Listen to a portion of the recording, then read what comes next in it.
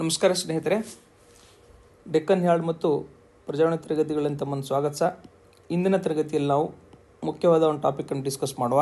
ಅದೇ 46ನೇ ವಿಶ್ವ ಪಾರಂಪರಿಕ ಸಮಿತಿಯ ಸಭೆ. ನಿಮ್ಗೆ ಗೊತ್ತಿದೆ, ಮೊಟ್ಟ ಮೊದಲ ಬಾರಿಗೆ ಏನಾಗಿದೆ ಅಂದರೆ ಮೊದಲ ಬಾರಿಗೆ ಭಾರತದಲ್ಲಿ ನಡೆದಿದೆ. ಭಾರತ ಇದನ್ನು ಆಯೋಜನೆ ಮಾಡಿದೆ. ನೀವೆಲ್ಲ ಕರೆಂಟ್ ಅಫೇರ್ಸನ್ನು ಟ್ರ್ಯಾಕ್ ಮಾಡ್ತಾ ಇದ್ದೀರ ಅಂತ ಭಾವಿಸ್ಕೊಳ್ತೇನೆ. ಆಯೋಜನೆ ಮಾಡಿದೆ. ಜುಲೈ 21ರಿಂದ ಜುಲೈ 31ರವರೆಗೆ ವಿಶ್ವ ಪಾರಂಪರಿಕ ಸಮಿತಿಯ ಸಭೆಯನ್ನು ಭಾರತ ಆಯೋಜನೆ ಮಾಡಿದೆ. ಈ ಸಭೆಯಲ್ಲಿ ನಡೆದ ದೆಹಲಿಯ ಭಾರತ್ ಮಂಟಪದಲ್ಲಿ ಇದನ್ನು ಆಯೋಜಿಸಲಾಗಿದೆ. ಇದೇ ಮೊದಲ ಬಾರಿಗೆ ನಾವು ಇದನ್ನು ಆಯೋಜನೆ ಮಾಡ್ತಾ ಇದ್ದೀವಿ. Very important. ಇದನ್ನು ಭಾರತದ ಉದ್ಘಾಟನೆ ಕಾರ್ಯಕ್ರಮದಲ್ಲಿ ಯುನೆಸ್ಕೋದ ಮಹಾನಿರ್ದೇಶಕ ಅಡ್ರೆ ಅಜೌಲ್ ಅವರು ಕೂಡ ಭಾಗವಹಿಸಿದರು. ಇದನ್ನು ಉದ್ಘಾಟನೆ ಮಾಡಿದವರು ಯಾರಂದರೆ ಮಾನ್ಯ ಪ್ರಧಾನಮಂತ್ರಿಯವರು ಇದನ್ನು ಉದ್ಘಾಟನೆ ಮಾಡಿದ್ದಾರೆ. Very important. ಭಾರತದಲ್ಲಿ ನಡೆದ 46ನೇ ವಿಶ್ವ ಪಾರಂಪರಿಕ ಸಮಿತಿಯ ಸಭೆಯಲ್ಲಿ 24 ಹೊಸ ತಾಣಗಳನ್ನು ವಿಶ್ವ ಪಾರಂಪರಿಕ ತಾಣಗಳ ಪಟ್ಟಿಗೆ ಸೇರಿಸಲಾಗಿದೆ. ಅದರಲ್ಲಿ 19 ಸಾಂಸ್ಕೃತಿಕ, 4 ನೈಸರ್ಗಿಕ ಮತ್ತು 1 ಮಿಶ್ರ ತಾಣವಾಗಿದೆ ಅನ್ನೋದು ವೆರಿ ಇಂಪಾರ್ಟೆಂಟ್ ಇದೆ. ನೆಕ್ಸ್ಟ್ ನೋಡಿ, ನಾನು ಏನು ಹೇಳಕ್ಕೆ ಟ್ರೈ ಮಾಡ್ತಾ ಇದ್ದೇನೆ, 46ನೇ ಸಭೆಯಲ್ಲಿ ಟೋಟಲ್ 24 ಹೊಸ ತಾಣಗಳನ್ನು ಸೇರಿಸ್ಕೊಂಡಿದ್ವಿ. ಅದರಲ್ಲಿ 19 ಸಾಂಸ್ಕೃತಿಕ ತಾಣಗಳು, 4 ನೈಸರ್ಗಿಕ, 1 ಮಿಶ್ರ ತಾಣ ಅಂತ ನಾವು ಇದು ಮಾಡಿಕೊಟ್ಟಿವಿ. ಟೋಟಲ್ 24 ಹೊಸದಾಗಿ ಸೇರಿಸ್ಕೊಂಡಿದ್ವಿ. ಇಷ್ಟು ನಿಮಗೆ ಗೊತ್ತಿದ್ರೆ there is a more than enough. Next ಹೋಗೋಣ.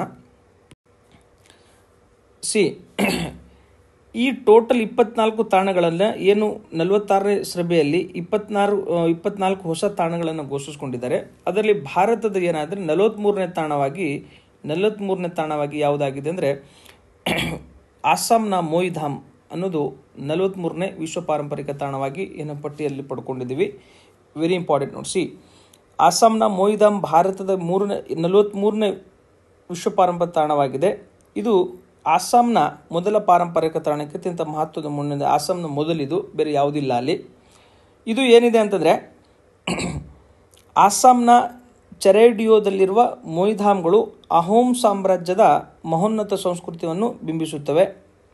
ಇದು ಪೂರ್ವಜರ ಅತ್ಯಂತ ಗೌರವದಿಂದ ನೀಡುವ ಸ್ಥಳವಾಗಿದ್ದು, ಅವ್ರದ್ದು ಏನು ಗೊತ್ತಾ, ಇದು ಅಹೋಮ್ ಕಿಂಗ್ಡಮ್ ಏನು ಗೊತ್ತಾ, ಅವ್ರ ಪೂರ್ವಜರ ಸ್ಥಳವಾಗಿದೆ. ಇದನ್ನು ನೆಕ್ಸ್ಟ್ ನೋಡಿ, ಅಸ್ಸಾಂ ರಾಜ್ಯವನ್ನಾಳಿದ ಅಹೋಮ್ ಸಾಮ್ರಾಜ್ಯದ ದಿಬ್ಬಗಳ ಸಮಾಧಿ ವ್ಯವಸ್ಥೆಯನ್ನು ನಾವು ಮೊಹಿಧಾಮ್ ಎಂದು ಕರೀತೇವೆ. ಇದು ದಿಬ್ಬಗಳ ಸಮಾಧಿ ವ್ಯವಸ್ಥೆ ಇದೆ, ಒಂದು ಕ್ರಿಮೇಷನ್ ವ್ಯವಸ್ಥೆ ಅವ್ರದ್ದು, ಅದನ್ನು ಮೊಹಿಧಾಮ್ ಅಂತ ಕರಿತೀವಿ. ಇದನ್ನು ಯುನೆಸ್ಕೋ ಸಾಂಸ್ಕೃತಿಕ ವಿಭಾಗದಲ್ಲಿ ಆಯ್ಕೆ ಮಾಡಿದೆ. Very important. ಆವಾಗಲೇ ಹೇಳಿದೆ, 19 ತಾಣಗಳು ಸಾಂಸ್ಕೃತಿಕ ವಿಭಾಗ, 4 ತಾಣಗಳು ನೈಸರ್ಗಿಕ ವಿಭಾಗ, 1 ನಾವು ಮಿಶ್ರ ವಿಭಾಗದಲ್ಲಿ ಹೊಂದಿದ್ದೀವಿ. ಸಾಂಸ್ಕೃತಿಕ 19ರಲ್ಲಿ ಭಾರತದ ಕೂಡ ಒಂದು ಮೊಯಿಧಾಮ್ ಕೂಡ ಒಂದೊಂದು ನೆನಪಿಡುವ ಪ್ರಯತ್ನವನ್ನು ಮಾಡಿರಿ. ಜೊತೆಗೆ ಇದ್ರ ಸ್ವಲ್ಪ ನಾವು ಹಿಂದಕ್ಕೆ ಹೋದಾಗ 2023ರಲ್ಲಿ ಏನಾಗಿದೆ ಅಂತಂದರೆ 41ನೇ ತಾಣವಾಗಿ ವೆಸ್ಟ್ ಬೆಂಗಾಲಲ್ಲಿರುವಂತಹ ಯಾವುದು ರವೀಂದ್ರನಾಥ್ ಠಾಗೂರ್ ಅವರು ಸ್ಥಾಪಿತ ಹಿಂದೂ ವಿಶ್ವವಿದ್ಯಾಲಯದ ವಿಶ್ವಭಾರತಿ ಏನಿದೆಯಲ್ಲ, ಶಾಂತಿನಿಕೇತನ ನೋಡಿ, ಶಾಂತಿನಿಕೇತನ 43ನೇ ತಾಣವಾಗಿ ಆಯ್ಕೆಯಾಗಿತ್ತು. ಜೊತೆಗೆ ನಮ್ಮ ಕರ್ನಾಟಕ 42ನೇ ತಾಣವಾಗಿ ಕರ್ನಾಟಕದ ಪವಿತ್ರ ಹೊಯ್ಸಳ ದೇವಾಲಯಗಳಾದ ಬೇಲೂರು, ಹಳೇಬೀಡು ಮತ್ತು ಸೋಮನಾಥಪುರ ದೇವಾಲಯಗಳು ಈ ಹಿಂದೆ ಯುನೆಸ್ಕೋ ಪಟ್ಟಿಗೆ ಸೇರಿಸಿಕೊಂಡು ನಿಮಗೆ ಗೊತ್ತಿದೆ. 2023ರಲ್ಲಿ 2 ತಾಣಗಳು ಭಾರತದಿಂದ ಆಯ್ಕೆ ಆಗ್ತವೆ. 41ನೇ ಸ್ಥಾನ ಶಾಂತಿನಿಕೇತನ, 42ನೇ ಸ್ಥಾನ ಬೇಲೂರಿನ ಹೊಯ್ಸಳ ದೇವಾಲಯದ ರಿಲೇಟೆಡ್ ಬೇಲೂರು, ಹಳೇಬೀಡು ಮತ್ತು ಸೋಮನಾಥಪುರ ದೇವಾಲಯಗಳ ಪಾರಂಪರಿಕ ಪಟ್ಟಿಯನ್ನು ಕೂಡ ಸೇರಿಸ್ಕೊಂಡವೆ. ಇವರು ಇಂಪಾರ್ಟೆಂಟ್. 43ನೇದಾಗಿ ಆಸಾಂನ ಮೊಯಿಧಾಮ್ ಏನಾಗಿದೆ ಸೇರಿಕೊಂಡಿದೆ. ಇಷ್ಟು ನೆನ್ಪಿಟ್ರೆ ಸಾಕು. ನೆಕ್ಸ್ಟ್ ನೋಡಿ, ಇಲ್ಲಿ ನೀವು ಯುನೆಸ್ಕೋನ ತೆಗೆದುಕೊಂಡಾಗ ನಿಮ್ಮೊಂದು ಕ್ಲಾರಿಟಿ ಕೊಡುವ ಪ್ರಯತ್ನ ಮಾಡ್ತೀನಿ. ಯುನೆಸ್ಕೋ ಟೋಟಲ್ ಏನು ಮಾಡುತ್ತಂದರೆ 3ರಿಂದ 4 ಬೇರೆ ಬೇರೆ ಪ್ರಶಸ್ತಿಗಳನ್ನು ಅಥವಾ ರಿಕಗ್ನೇಷನ್ಸ್ ಕೊಡ್ತದೆ. ಸೃಜನಶೀಲ ನಗರಗಳು ಅಂತ ಒಂದು ಕೊಡ್ತದೆ. ಸೃಜನಶೀಲ ನಗರಗಳ ಪಟ್ಟಿ 1. 2ನೇದು ವಿಶ್ವ ಪಾರಂಪರಿಕ ತಾಣಗಳ ಪಟ್ಟಿ. ಎರಡನೇದು. ಮತ್ತು ಜೊತೆಗೆ ಮೂರನೇದು ಅಮೂರ್ತ ಸಾಂಸ್ಕೃತಿಕ ಮಾನ್ಯತೆ ಅಂತ ನಾವು ನೋಡ್ತೀವಿ. ಜೊತೆಗೆ ಪ್ರಶಸ್ತಿಗಳು ಬೇರೆ ಕೊಡುತ್ತದೆ, ಅದನ್ನು ಆಮೇಲೆ ಮಾತಾಡ್ತೀನಿ. ಸೃಜನಶೀಲ ನಗರಗಳಲ್ಲಿ 23ರಲ್ಲಿ ನಾವು ಏನು 2023ರಲ್ಲಿ 2 ನಗರಗಳು ಪಡ್ಕೊಂಡಿದ್ದಾವೆ. ಒಂದು ಮಧ್ಯಪ್ರದೇಶದ ಗ್ವಾಲಿಯರ್ ಏನಾಗಿದೆ ಅಂತಂದರೆ, ಗ್ವಾಲಿಯರ್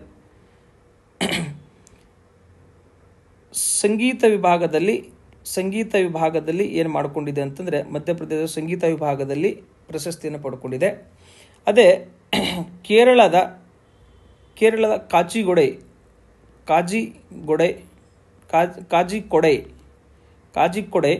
ಇದು ಸಾಹಿತ್ಯ ವಿಭಾಗದಲ್ಲಿ ಏನು ಮಾಡಿಕೊಂಡಿದೆ ಅಂದರೆ ಪ್ರಶಸ್ತಿಯನ್ನು ಪಡ್ಕೊಂಡಿದೆ. ಸೃಜನಶೀಲ ನಗರ ಅಂತ ಏನು ಕೊಡ್ತದೆ. 2023 ಟೋಟಲ್ 55 ನಗರಗಳನ್ನು ಗುರುತಿಸಿದೆ ಯುನೆಸ್ಕೋ. ಅದರಲ್ಲಿ ಭಾರತ 2 ನಗರಗಳು ಪಡ್ಕೊಂಡಿದ್ದಾವೆ. MP ಗ್ವಾಲಿಯರ್ನ ಮಧ್ಯಪ್ರದೇಶನ ಗ್ವಾಲಿಯರ್ ಸಂಗೀತ ವಿಭಾಗದಲ್ಲಿ, ಕೇರಳ ಕಾಜಿಗೋಡೆ ಸಾಹಿತ್ಯ ವಿಭಾಗದಲ್ಲಿ ಪಡ್ಕೊಂಡಿದೆ. ಆವಾಗಲೇ ಹೇಳಿದ ವಿಶ್ವ ಪಾರಂಪರಿಕ ತಾಣಗಳ ಪಟ್ಟಿಯಲ್ಲಿ 2023ಯಲ್ಲಿ ಭಾರತದ 2 ತಾಣಗಳು. 41ನೇದು ಶಾಂತಿನಿಕೇತನ, 42ನೇದು ಹೊಯ್ಸಳ ದೇವಾಲಯಗಳು, 43ನೇದು 24ರಲ್ಲಿ ಇದನ್ನು ಕೊಟ್ಟಿದ್ದಾರೆ. 43ನೇದು 24ದು ಅಸ್ಸಾಂನ ಮೋಹಿಧಾಮ್ ವೆರಿ ಇಂಪಾರ್ಟೆಂಟ್. ಜೊತೆಗೆ ಅಮೂರ್ತ ಸಾಂಸ್ಕೃತಿಕ ಮಾನ್ಯತೆ ಕೊಡ್ತದೆ. ಅದರಲ್ಲಿ 23ರಲ್ಲಿ ಯಾವುದು ಪಡ್ಕೊಂಡಿದೆ ಅಂತಂದರೆ, ಗುಜರಾತ್ ರಾಜ್ಯದ ಗರ್ಬಾ ಏನಿದೆಯಲ್ಲ, ಗರ್ಬಾ ನೃತ್ಯ ಏನಾಗಿದೆ ಅಂದರೆ ಅಮೂರ್ತ ಸಾಂಸ್ಕೃತಿಕ ಪರಂಪರೆಯಲ್ಲಿ ಪಡ್ಕೊಂಡಿದೆ. ಈ ಟೋಟಲ್ ಇಂಡಿಯಾದಲ್ಲಿ ಎಷ್ಟಿದೆ ಸ್ಥಾನಗಳಂದರೆ 15 ಟೋಟಲ್ ಪಡ್ಕೊಂಡಿದ್ದಾವೆ. 15 ಟೋಟಲ್ ತಾಣಗಳನ್ನು ಪಡ್ಕೊಂಡು, ಅದರಲ್ಲಿ ಇದು ರೀಸೆಂಟಾಗಿ 2023ಯಲ್ಲಿ ಏನಾಗಿದೆ ಅಂತಂದರೆ ಗರ್ಭಾ ನೃತ್ಯ ಪಡ್ಕೊಂಡಿದೆ. ಇದಕ್ಕಿಂತ ಮುಂಚಿತವಾಗಿ ಅಂದರೆ ಈ ನಮ್ಮ ದುರ್ಗಾ ಪೂಜಾ ಇರ್ಬೋದು, ಮತ್ತು ಬೇರೆ ಬೇರೆ ನಮ್ಮದು ವೆಸ್ಟ್ ಬೆಂಗಾಲ್ದಲ್ಲಿ ಇರುವಂಥದ್ದು ಬೇರೆ ಪೂಜೆಗಳಾಗಲಿ, ಮತ್ತು ಅಯೋಧ್ಯೆ ಆಗಲಿ, ಈ ಏನು ಸಾಂಸ್ಕೃತಿಕ ಏನಿದಾವೆ ನೋಡಿ, ಅವೆಲ್ಲವನ್ನು ಏನು ಕೊಟ್ಕೊಂಡು ಈ 15 ಸ್ಥಾನಗಳಲ್ಲಿ 15 ತಾಳಗಳನ್ನು ಕೀಳೋ ಸಾಧ್ಯತೆ ಲಿಮಿಟೆಡ್ ಇರೋದ್ರಿಂದ ಯಾವುದಂತ ಮ್ಯಾಚ್ ದಿ ಫಾಲೋಯಿಂಗ್ ಕೀಳೋ ಸಾಧ್ಯತೆ ಇರ್ತದೆ. ಆ 15ಗಳನ್ನು ನೋಡುವ ಪ್ರಯತ್ನವನ್ನು ಮಾಡಿರಿ. ಜೊತೆಗೆ 2023ರಲ್ಲಿ ಏನಾಗಿದೆ ಅಂದರೆ, 2023ರಲ್ಲಿ ನಮ್ಮದು ಸಾಲಿನ ಯುನೆಸ್ಕೋ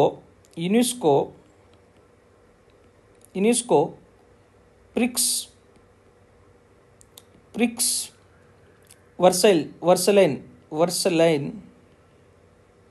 ವರ್ಸಲೈನ್ಸ್ ಪ್ರಶಸ್ತಿಯನ್ನು ನಮ್ಮ ದೇವನಹಳ್ಳಿಯ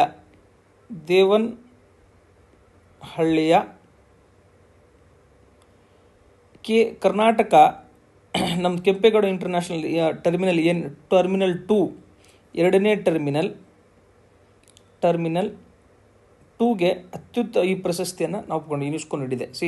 ನಾವು ನಿಮಗೆಲ್ಲ ಗೊತ್ತಿರಬೇಕು, ಟರ್ಮಿನಲ್ 2ಅನ್ನು ನಾವು ಬಿದಿರಿ ಕಟ್ಟಿಗೆಯಿಂದ ನಾವೇನು ಮಾಡಿದ್ವಿ, ನೀಟಾಗಿ ಅದನ್ನು ಡಿಸೈನ್ ಮಾಡಿದ್ದೀವಿ.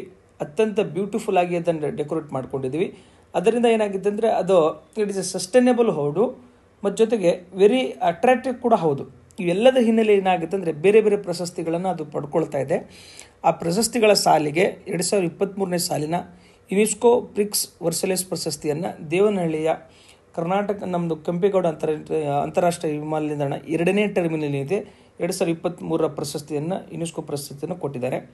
ಜೊತೆಗೆ ನೀವು ಇಲ್ಲಿ ಇನ್ನೊಂದೇನು ಇಂಪಾರ್ಟೆಂಟ್ ಆಸ್ಪೆಕ್ಟ್ಸ್ ಇದೆ ಅಂದರೆ, ಯುನೆಸ್ಕೋ ಬಗ್ಗೆ ನೀವೇನು ಮಾಡಿ ಅಂತಂದರೆ, ನೀಟಾಗಿ ಹೆಡ್ ಕ್ವಾರ್ಟರ್ಸಲ್ಲಿದೆ, ಯಾವಾಗ ಎಸ್ಟಾಬ್ಲಿಷ್ ಆಯಿತು, ಜೊತೆಗೆ ವರ್ಲ್ಡ್ ಹೆರಿಟೇಜ್ ಕಮಿಷನ್ ಅಂದರೆ ಏನು, ಜೊತೆಗೆ ವಿಶ್ವ ಪಾರಂಪರಿಕ ಸಮಿತಿ ನಡೀತಲ್ಲ, ಆ ಸಮಿತಿಯ ರಚನೆ ಹೆಂಗಿರ್ತದೆ, ಎಷ್ಟು ದೇಶಗಳಲ್ಲಿ ಅದರಿದ್ದಾವೆ, ಜೊತೆಗೆ ಅದರ ಕಾರ್ಯಗಳೇನು, ವರ್ಲ್ಡ್ ಹೆರಿಟೇಜ್ ಕನ್ವೆನ್ಷನ್ ಯಾವಾಗ ಜಾರಿಗೆ ಬಂತು, ಯುನೆಸ್ಕೋದ ಉದ್ದೇಶವೇನು, ಯುನೆಸ್ಕೋದ ಬೇರೆ ಬೇರೆ ಶೈಕ್ಷಣಿಕ ಪ್ರೋಗ್ರಾಮ್ಗಳು ಯಾವ್ಯಾವು, ಅವೆಲ್ಲದರ ಬಗ್ಗೆ ನೀವೇನು ಮಾಡಿ ಅಂದರೆ 360 ಡಿಗ್ರಿ ನೀವು ಪ್ರಿಪ್ರೇಷನ್ ಮಾಡುವ ಪ್ರಯತ್ನವನ್ನು ಮಾಡಿರಿ. ಯಾಕಂದರೆ ಇದು one of the favourite area of examinations. ಇದರ ಮೇಲೆ ಕ್ವಶನ್ಸ್ ಕೇಳ್ತಾನೆ ನಿಮಗೆ. ಸೊ ಅದಕ್ಕಾಗಿ ಒಂದು ಟಾಪಿಕನ್ನು ತೆಗೆದುಕೊಂಡಾಗ ಈ ಬೇಸಿಕ್ಸ್ ಮೇಲೆ ಕೇಳಿಬಿಟ್ರೆ, ಫಾರ್ ಎಕ್ಸಾಂಪಲ್ ಯುನೆಸ್ಕೋ ಕೇಂದ್ರ ಕಚೇರಿಯಲ್ಲಿ ಅಂತ ಕೇಳಿಬಿಟ್ರೆ, ಅಥವಾ ಯಾವಾಗ ಸ್ಥಾಪನೆ ಆಯಿತು, ಅಥವಾ ಉದ್ದೇಶ ಏನು, ವರ್ಲ್ಡ್ ಹೆರಿಟೇಜ್ ಕಮಿಷನ್ ಅಂದರೆ ಏನು, ವರ್ಲ್ಡ್ ಹೆರಿಟೇಜ್ ಕಮಿಟಿ ಅಂದರೆ ಏನು, ವಿಶ್ವ ಪಾರಂಪರಿಕ ತಾಣ ಸಮಿತಿಯ ಸದಸ್ಯರು ಯಾರ್ಯಾರಿದ್ದಾರೆ, ಅದ್ರ ಯಾರು ರಚನೆ ಮಾಡ್ತದೆ, ಅದರ ಕೇಂದ್ರ ಕಚೇರಿ ಎಲ್ಲೈತಿ. ಜೊತೆಗೆ ಈಗ 46ನೇ ನಾವು ಮೀಟಿಂಗನ್ನು ಎಲ್ಲಿ ಮಾಡಿದ್ದೀವಿ, ಭಾರತದಲ್ಲಿ ಮಾಡಿ. 47ನೇ ಮೀಟಿಂಗ್ ಎಲ್ಲಿ ನಡೀತಾ ಇದೆ, 45 ಎಲ್ಲಿ ನಡೆದಿತ್ತು, ಎಲ್ಲದರ ಬಗ್ಗೆ ನೀವು 360 ಡಿಗ್ರಿ ಸ್ವಲ್ಪ ನೀವು ಅಧ್ಯಯನ ಮಾಡಬೇಕಾಗತ್ತೆ. ಅವಾಗ ಮಾತ್ರ ಏನಾಗುತ್ತೆ, ಏನೇ ಕ್ವಶನ್ಸ್ ಕೇಳಿದ್ರು ಕೂಡ ನೀವು ಅದನ್ನು ಆನ್ಸರ್ ಮಾಡಬಹುದು. ಒಂದು ಆ್ಯಂಗಲಲ್ಲಿ ನೋಡೋದಕ್ಕಿಂತ ಆ ಟಾಪಿಕನ್ನು ತೆಗೆದುಕೊಂಡು ಎಲ್ಲ 360 ಡಿಗ್ರಿ ಆಯಾಮದಲ್ಲಿ ನೋಡುವ ಪ್ರಯತ್ನವನ್ನು ಮಾಡಿರಿ. ಅಷ್ಟು ಮಾಡ್ತೀರಿ ಅಂತ ಭಾವಿಸ್ಕೊಳ್ತಾ ನಾನು ವಿಡಿಯೋನ ಇಲ್ಲಿಗೆ ವೈಂಡ್ ಅಪ್ ಮಾಡ್ತೇನೆ. ನೀಟಾಗಿ ಆರ್ಟಿಕಲ್ ನಾನು ಡೀಟೇಲ್ ಕೊಟ್ಕೊಂಡಿದ್ದೀನಿ, ಆರ್ಟಿಕಲ್ ನೀಟಾಗಿ ಓದಿ. ಜೊತೆಗೆ ಇದನ್ನು ನಾನು ಹೇಳಿದ್ದನ್ನು ಹೋಮ್ವರ್ಕನ್ನು ಮಾಡಿದರೆ that is more than enough ಅಂತ ಭಾವಿಸ್ಕೊಳ್ತೇನೆ. Thank you very much.